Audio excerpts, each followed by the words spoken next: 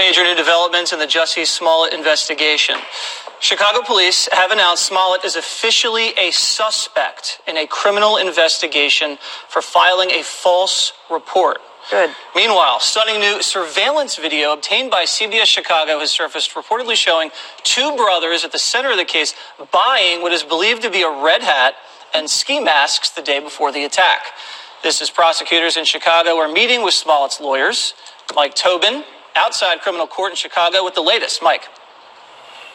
And this is all happening very fast and furious. You just mentioned moments ago, the Chief Communications Officer, Anthony Guglielmi for the Chicago PD, says that Jussie Smollett is now a suspect for a Class 4 felony falsifying a police report. We know that's punishable by a maximum of 3 years. This while we have just learned from people who have been staking out the grand jury room on the 4th floor that the Ossendario brothers have gone back inside for round 2 inside the grand jury room. It seemed to be kind of a false start with the grand jury yesterday. And again, the people who have been staking out the grand jury room says the brothers are inside at this moment as the case moves forward on a day when we now have surveillance video coming to us from WBBM Channel 2 here in Chicago.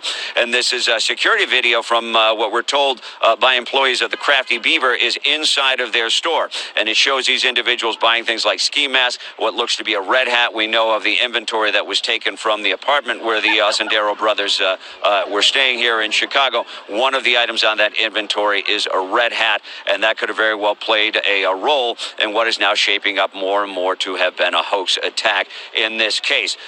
So we now have Jussie Smollett has been listed as a suspect in this case officially, according to the Chief Communications Officer. This long-standing request for police to have a conversation with Smollett, that has not been realized. He never showed up for this follow-up interview. We have some information that lawyers for Smollett and police met today. The Sun-Times has indicated that meeting is going on right now. The clarification we have through the official police channels is that meeting happened this morning, but never the conversation that they want to have with Smollett. Jesse? Thanks a lot, Mike. All right, Emily, I believe the prosecutors have to go hard on this Class 4 felony. They have to prosecute him. They can't just drop this, because if they don't go hard on him, it's going to send a message that you can get away with this stuff and not pay a price. Yeah, absolutely. And, there's prosecutorial discretion there in Illinois. They could have pursued it as a misdemeanor. They have the option for filing a false police report. Bumped it up.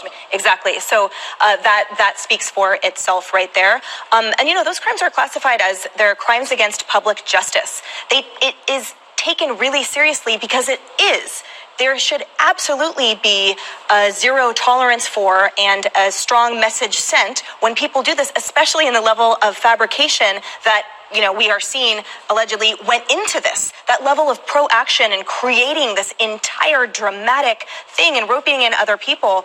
Yes, it absolutely should have dire consequences for sure. Juan? So Mike Tobin's still with us, I think. Mike? Mike, are you there? Well, maybe not. I'm here. Oh, Mike. So, Mike, as I understand it, there was pressure being put to bring Smollett into the grand jury, but today, apparently his lawyers spoke to the Cook County attorneys, and they said, okay, he doesn't have to come in. I wondered, is he sick? What was the mitigating factor or the exculpatory factor that would lead the Cook County officials to say he didn't have to appear before the grand jury? Because they can do it without him. I think it's more of a situation where you have, you can get this through the legal community, that any good lawyer, if he's going to insist that he did nothing wrong, any good lawyer is going to tell him, don't go in for that meeting, because all they're going to want to do in the course of that meeting is catch him in a lie.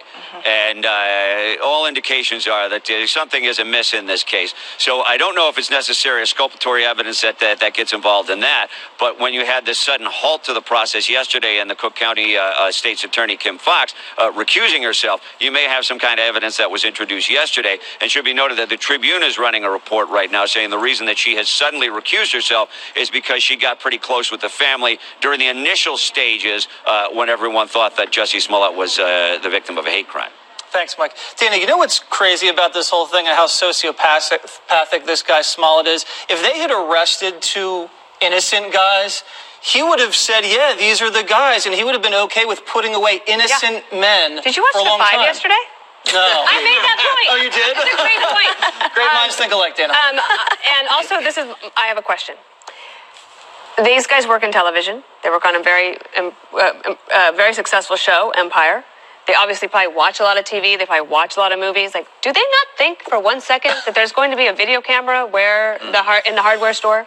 Do they not think that there's not going to be all of these questions? I just feel like he was willing to put other people away for something that also was very poorly done. Yeah. As far as a hoax goes, he must have just truly believed that the media was just going to believe every word that he said, and then he was going to be protected from that. But I'm glad the police are pursuing it. I think it's good. Great actor, terrible criminal. Yeah, I don't see how what he did is not considered a hate crime, because it actually is would have hurt a group of people.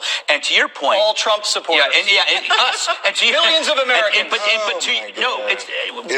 Bear with me, Juan. Bear with me. I listen to you.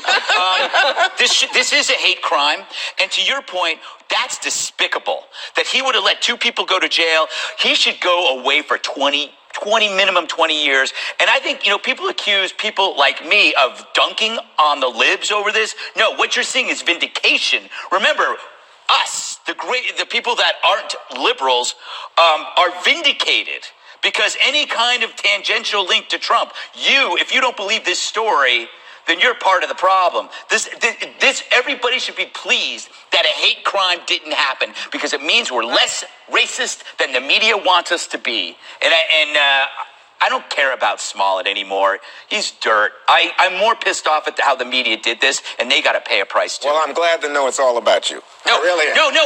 You missed my point, Juan. But that's usual. That's usual for you. Let me just tell you, I think this guy is mentally ill. Oh, that's his excuse. He's nuts. So if you want to politicize and say it's a political thing and it vindicates the Trumpians. He politicized it. It was a political act. For God's sake. He did this on purpose. He had been. We didn't even talk about the magazine with the letter with the crushed aspirin. That's a terroristic threat. That's right. Is that what he's being charged for? No, filing a false report. But he should be filing for that because I think the FBI is looking into that as a terroristic threat. He put him away for a long time. He should be pursued for all of it, especially that terroristic threat, as we were talking about before. There's no such thing as joking or a hoax when it comes to that. That's 100%. Every single threat is taken seriously by law enforcement, as there was at the time when a hazmat team was deployed, etc. Also, when you said he may be mentally ill, I'm not going to speak to that, but to the fact that he has a prior from 2007 in California for false impersonation, a DUI, and driving without a valid license. When he was pulled over for driving under the influence, he said he was his brother and faked that. So this is not willing to let his brother go. Jeez. Jesus. Yes, exactly. I've had it with this guy. Not a good older brother either.